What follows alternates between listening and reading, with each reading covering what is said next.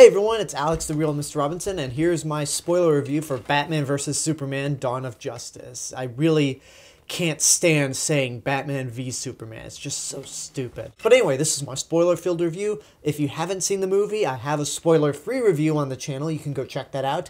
If you have seen the movie or don't care about this piece of shit, then this is for you. Now, the main thing I wanted to talk about in this review was the end of the movie. In my spoiler-free review, I said there's something that happens in the end that I didn't really want to give away because it would be considered a definite spoiler for those who don't really pay that much attention to comic books or like the big events in comic books, like the death of Gwen Stacy, death in the family, that kind of stuff. But if you do read comic books, or at least know about the big events in Marvel and DC's literary history like I do, then you can tell right away, the second you see Doomsday in the trailer, that Superman's gonna die. And sure enough, Superman dies in this movie, which it doesn't work. First of all, let me say I'm not against killing off a flagship character. I'm not. If it's executed well, then I can fully respect that. Like, let's take, for example, the death of Han Solo in Star Wars The Force Awakens. With Han Solo's death, they kill a major character in the Star Wars universe. It really has an emotional impact because this character has been with a lot of people for generations. Like, the first Star Wars movie came out 39 years ago, and Han Solo's been with a lot of people since then. So for them to kill off a beloved icon like Han Solo, and because he's such a great character, the emotion's there. Superman's death is supposed to be something that's big in the comic books, because Superman gets killed by something that isn't kryptonite. He gets killed by Doomsday, which, by the way, Doomsday in this movie looks like garbage. For costing $250 million, the CGI for Doomsday is awful. It looks really bad. There's no excuse for CG this bad to be in a movie that costs this much. But anyway, back to the death of Superman. When it happened in the comics, from what I've looked up, it was kind of a big deal. It was really a big deal that they killed off what people thought was the most indestructible man in the world. So when they do it here, the reason why it doesn't work is because this is the second DC Extended Universe film. We've already had Man of Steel, where we hardly got to know the Superman. And with Batman v Superman, the attention is so all over the place and scatterbrained that we don't get to know this Superman once again. And as I've said, Henry Cavill has so little personality in this movie. He's terrible. The people who made this movie don't like Superman or don't even care to know about Superman to do him right. So when he dies, it's like, okay, that's not really a big deal. And I really don't want to do this. I don't want to bring in the whole Marvel versus DC thing because I hate that war. I hate that people keep this thing alive. But if I'm going to make another comparison, I think it's best to do it within the same genre. Let's take Civil War. If they kill off Captain America in Civil War, it's hard to tell if they will, but it'll have more of an emotional impact because it'll be the 13th MCU film and the 5th one starring Captain America. So by that point, we have a clear idea of who Captain America is. We got to know who he's like. We know he has a great personality. It'll have more emotional impact than this movie where it's like they don't really care about getting Superman right at all. And it screws up the future for the DC Extended Universe because at the end of the movie, they hint that Superman is still alive because when you go to Superman's coffin, you can see pebbles floating just before credits roll. And you're like, oh, he's still alive. So he's obviously going to come back in some movie, probably Justice League. But if Superman were to die by the hands of Darkseid in a future movie, it's not going to work because it's like, well, you've already played your Death of Superman card with Doomsday.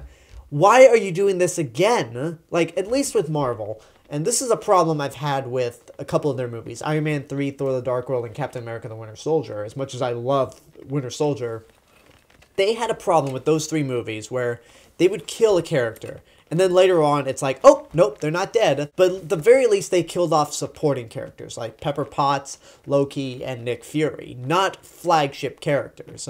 Here, they killed a flagship character, so when he comes back, because we know he's going to come back, it's not going to mean anything because, again, They've already killed him once before, so why should I care if he dies again? That's the main aspect of spoiler territory that I wanted to cover. Some other things that I just didn't really care for were the whole Martha thing, when the thing that stops Batman Superman fighting is the fact that their mother's first name is Martha, which, you know what, in theory I kind of like that because it gives these two characters something in common, but the execution is so stupid that it almost becomes laughable. And what else is laughable is the way they showcase all of these Justice League characters. Bruce Wayne sends Diana Prince an email right after Doomsday is born by Lex Luthor, and you have these little logos for each of the characters, including Wonder Woman.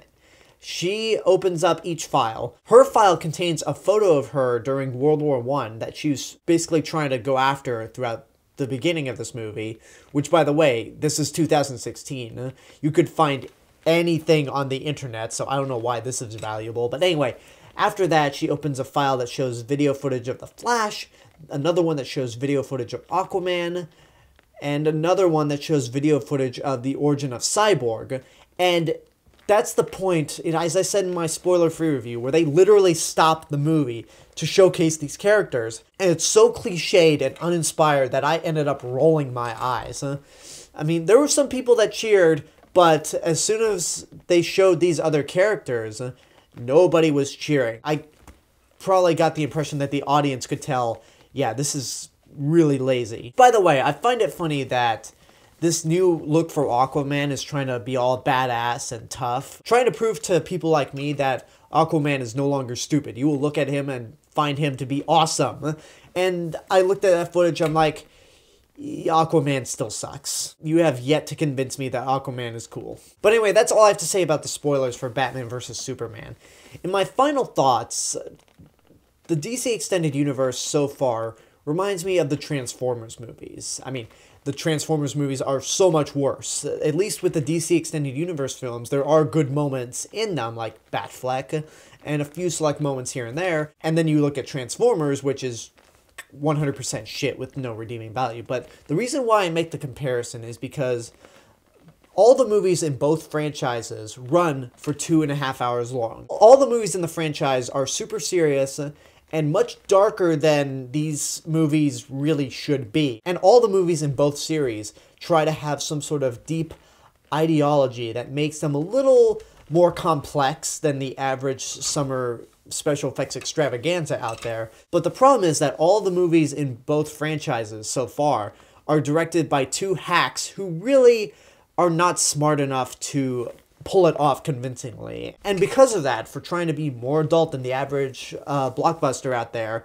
they end up being more childish than the actual movies that are geared towards a wider audience. And again, Batman v Superman is so depressing to watch that you just don't have fun anymore. There is no personality amongst anything that's going on, with the exception of Batman. And that's the reason why people enjoy the Marvel movies, because they're very lighthearted. They don't take themselves too seriously, but do have adult themes here and there, and each of the characters have great personalities. And I really don't like comparing the two franchises together, and I really don't like making these comparisons because, to be honest, when you criticize DC, but then because when you criticize DC, people will automatically go, oh, you're just a Marvel fanboy. And vice versa. You criticize Marvel, people will accuse you of being a DC fanboy. I hate this fight. It's not an argument over DC versus Marvel. It's an argument of a bad movie versus a good movie. And Batman v Superman sucks ass. I hate this movie now. As I've said in my review, I wanted this movie to work. I wanted this movie to be awesome so I could really get into the DC universe the way Marvel's films have allowed me to get into the Marvel universe outside the movies. I wanted to learn more about these DC characters, but I can't. I think the best option is just to watch Justice League and Justice League Unlimited on Netflix, which I might do. And you know what? If you want a surprisingly more adult Batman and Superman story that's not the comics, go check out the 3-parter episode from Superman the Animated Series called World's Finest. It involves Batman, Superman, Lex Luthor, Harley Quinn, and the Joker. And unlike this movie, the people who made Superman the Animated Series actually gave a shit about Superman and treated him with love and respect. So go watch that. I highly recommend that, and just not this movie. So I'm gonna wrap things up right now because the more I think about this movie, the more I hate it. I don't plan to talk about this movie at all unless I have to, at least until my worst of the year list, because this is probably going to make my bottom 10 list. If I see 10 movies that are worse than this, however, this is automatically going to land in the spot of most disappointing movie of 2016 because, again, I wanted to love this movie, but I can't.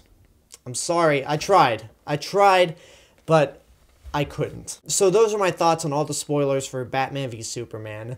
Hope you guys enjoyed this. Like, comment, subscribe, share with your friends. Don't forget to check out my official website. You can follow me on Facebook, Twitter, Instagram, SoundCloud, Periscope, and Rift.tv. Don't forget the Indiegogo campaign for a faithful companion is still ongoing. Go share with your friends. Donate if you can. They need your help in funding this fan film. And this is the real Mr. Robinson telling you there's only one. Now before I go, there's a Batman v Superman poster hanging on my wall that I got at the special IMAX event last year that I feel like I have to take down. So, I'll see you guys later.